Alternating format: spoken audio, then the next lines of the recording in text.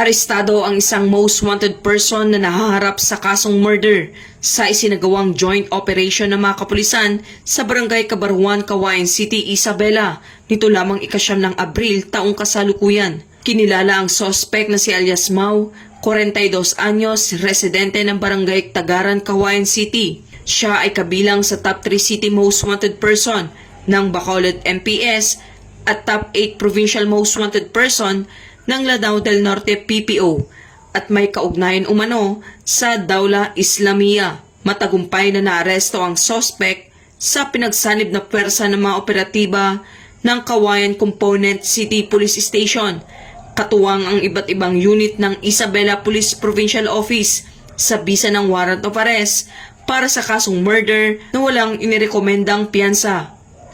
Ayon naman kay Police Colonel Manuel B. Bringas, Provincial Director ng Isabela PPO, na ang pagkakaresto sa suspect ay patunay ng patuloy na pagsisikap ng kapulisan laban sa mga most wanted persons at mananatili ang kapulisan ng Isabela na nakatuon sa pagpapanatili ng kapayapaan at kaayusan ng lalawigan ng Isabela.